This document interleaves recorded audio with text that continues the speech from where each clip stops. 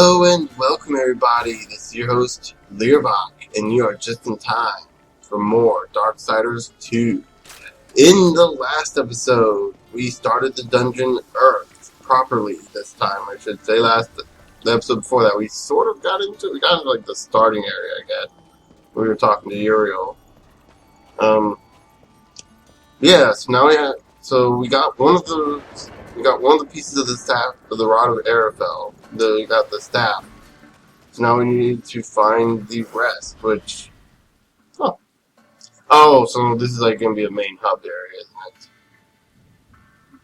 Is it? Yeah, I guess so.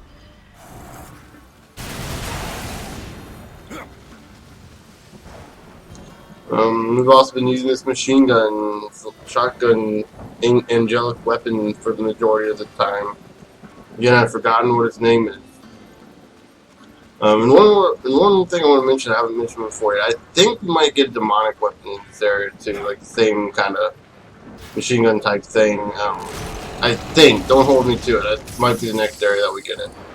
But we won't be using that nearly as much, mind you, if it's the next area. The next area is a more traditional dungeon. And that's assuming we even get that far. I found a piece of the rod. Be wary. There are things that lurk beyond these barricades that the Hellguard dare not face head-on. And the reason I say that is there's a rather apparently an infamous glitch through the city, where find the next piece I think that's a cutscene. In an old abandoned tunnel. Where will I find the final fragment? I do not know. But the rod has a will of its own. Find the second piece, and it may tell me where the last resides. No, I seem to remember the same thing happening here in the in my first playthrough with the little demons or little zombies coming up during the cutscene. And I did not mean to shoot Uriel in the back. But yeah, so what I was saying before, there's a rather infamous game-breaking bug that occurs during a cutscene in the next area. That is, from what I understand, a literal 50-50 chance of it breaking and then having to restart the game. Let me just check real quick. Actually, I can't check from there. Here we go. 14 hours into the game, and if the game breaking bug does happen, then I have to restart it all over and pray it doesn't happen again. Yeah, it's not going to happen, especially for a 50-50 chance of it happening again. Knowing my luck, it's, double that. Actually, knowing my luck, I'm surprised it didn't happen the first time. Which, it may not happen. They may have fixed it, or something. There may have been a patch or something that fixed the bug, or it may have just been a rumor. I mean, it's possible. It could have just been a rumor, right?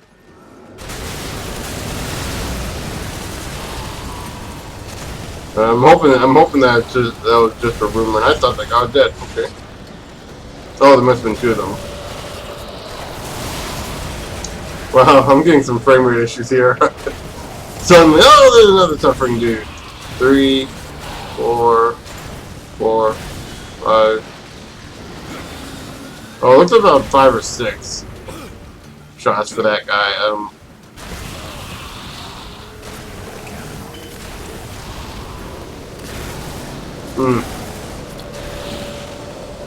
By the way, for those of you that are seeing me make some jerky movements, I know it might be a little hard with the frame rate dropping. No, the frame rate's not dropping that bad. Still, it's staying at a steady 40 right now, 40 or 50, which is about what it normally is. But for those of you seeing my jerky movements, this is how I game first-person shooters on a mouse. And well, not a mouse. This is how I game it on a controller. Excuse me. You guys have seen me play first-person shooters on a... You guys have seen me play other games and keeping up with me. You see me play shooters on a keyboard, and it's like so much better than this. You can... I can tell most of the time when someone uses a controller. It's... You can just kind of tell. It doesn't look as natural. And I know there's a lot of gamers out there that can be like, oh, but it's Oh, but it's easier to use than a keyboard and mouse. It's not. Play with a keyboard and mouse. You'll know what I'm talking about then. Because I used to think it was the only way. I didn't think I was ever going to get used to playing on a keyboard and mouse when I first was first playing shooters. I used to hate every kind of shooter because of the controller. Because the controller janked up, and I always complained about the controls. Always complained about having to make very sudden jerky movements and always missing my shots because I just either didn't get, like, I'd always just, like, you know. Actually, no, let me try and show an example here. I'm going to try to aim at this target and start from here. So I missed it by just a little bit. I think the shotgun would have hit, but you know, yeah. Now from here, I'm going to try to hit the other one. I'm seriously, legitimately trying. And you can. Oh, I did. I was actually legitimately trying again.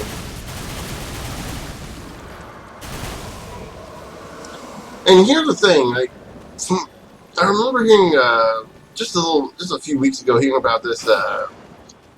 Apparently, PlayStation 4 and Xbox One are going to add adapters to their, or add drivers to their drivers to their systems, or updates their system that allows for keyboard and mouse controls. Which I'm like, finally, you know, you've had USB technology for, so this would be the third actually, if you count, yeah, third generation, because Xbox and PlayStation 2 had USB ports. And you just now finally decided to put mouse control support? Yeah, finally. Thank you. And you know, I heard a lot of people were complaining, oh, you know, it's gonna be like cheating for other players. Well, then if you feel that, it's gonna be like cheating for the people who prefer a controller. And all I gotta say is, like, you know, if you really honestly feel that way, then nothing's stopping you from buying, you know, a $25 mouse and keyboard, for both the price of that, and it's a pretty decent price. It's pretty cheap and pretty decent price for both gadgets at once. I think all in all, my keyboard and mouse total. Actually, my mouse is a wireless mouse. It costs like $30. For a second there, I thought the game loaded. Excuse me. For a second there, I thought the game crashed, and then I saw the loading screen. Yeah, there's nothing stopping you from getting a keyboard and mouse and learning how to play with accuracy and controls. In fact, actually, with the controller, it's technically cheating because they have what's called aim assist in most games. You know, kind of, if you're within, like, I guess within the cursor, it would, like, automatically lock onto an enemy. That's just turned off in most keyboard and mouse games. The not. Whoa! What the hell? Whoa. Jesus.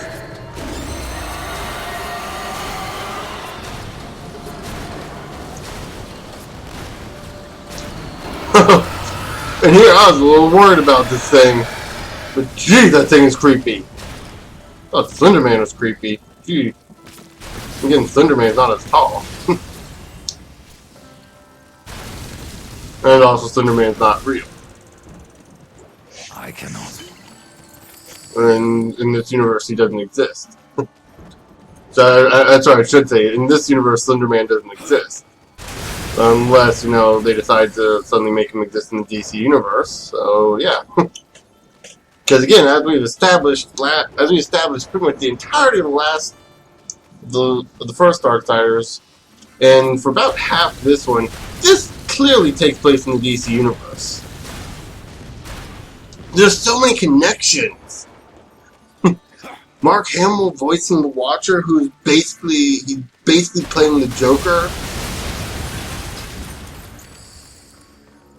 It makes so much sense that this would be in the DC universe. That explains why, you know, all this crap's happening, because this does happen eventually in the DC universe, into the world scenarios. Again, Command at Earth's End. This is post-Commandi. And I know a lot of people are going to say, what happened to Superman? Where is he? He should be like, one of the last remaining people. Well, even Superman would eventually die. And as we have established, it takes place way, way after the end of the apocalypse at this point. No more humans left and all that, so yeah. Superman either left to join Zod in the negative zone, the last remaining Krypton. Shrunk himself to go with the last city, the bottomless city of Kandor, and just live out the rest of his days there with his fellow people. Or he decided to say, screw it, Brainiac. Excuse me, Brainiac. Darkseid has some good ideas. I'm going to go join him. Seriously, it could be any one of those three scenarios. Well, it could be joining Brainiac, for all we know, too. That could be another scenario. He decided to assimilate with Brainiac because he saw Lex Luthor do it and it turned out so well. Well, Lex basically became a god. Until the Flash beat the Brainiac out of him, literally. Like, punched the Brainiac out of him. Oh. I know there are probably going to be a lot of you that are confused about that, but go watch Justice League Unlimited. Actually, correction, first watch the original Justice League cartoon.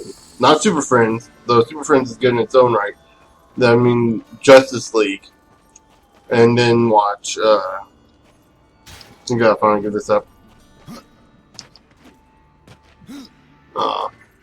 Really? Oh, come up here. And then watch Justice League Unlimited, which is the sequel series to Justice League. Like, I seriously don't know why they. Oh!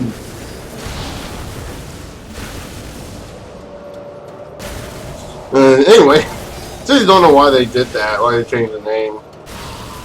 Man, a lot of people say, oh, the dynamic changed and all that stuff, but like, they did that with Gargoyles too. Like, the final season of Gargoyles isn't actually Gargoyles, Gargoyles, the Goliath Chronicles. And with that one, supposedly it had to do with Disney. Supposedly Disney doesn't like, or didn't like going over 50 episodes or 60 episodes of the series. But if you rename the series, you can still go on.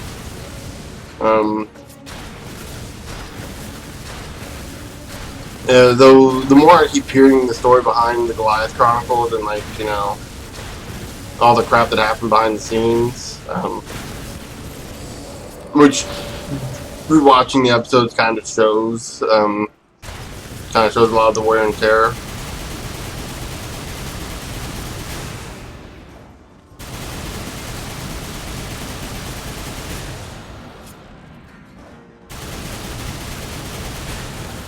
There we go.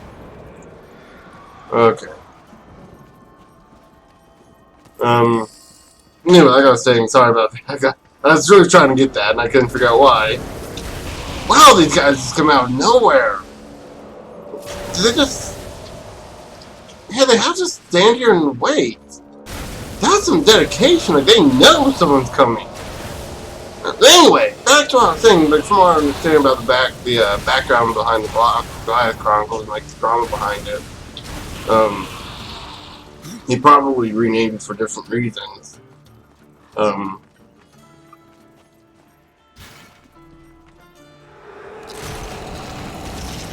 yeah, but obviously it doesn't matter now because we all know what I don't want to deal with that health. Oh, but I am getting way better.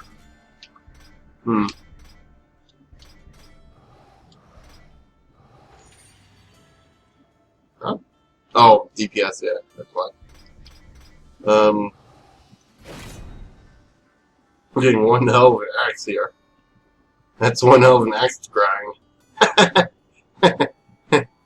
I'll stop now. Ooh. How about lose 93 versus 106? Ah.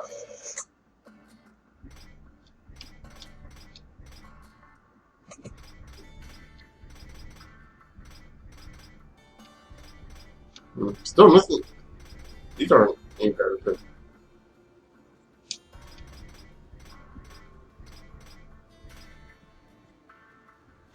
yeah, that'll be better in the long run. Got some of these.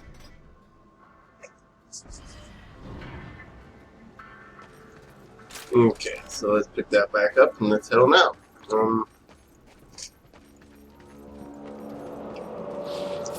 So yeah, whoa, whoa, come on, dude. There we go. Ah, here we go. Level up. We got one thing done in this episode. And I completely almost revert back to my spray and pray method. Whoa, there's another. Let's count it. 1, 2, 3, 4, 5, 6. Yeah, about 6 it seems. I could be miscounting. It's hard to count. It's hard to count. Keep track of all this stuff.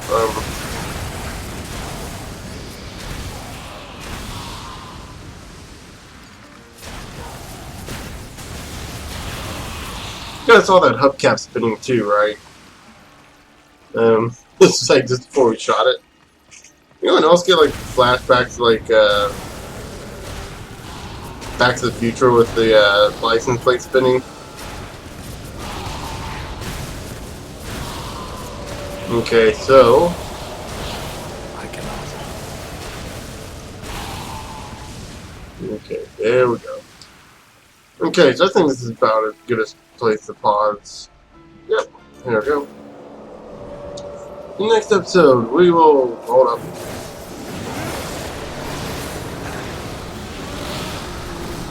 Back. Oh crap! I didn't get hit by that. I backed away at the last second. I managed to dodge just getting hit by the blasts. It's amazing. Anyway, so in the next episode, we'll continue down this pipe and hopefully find the next piece of the staff of Airfell. Until then, I'll see you guys later.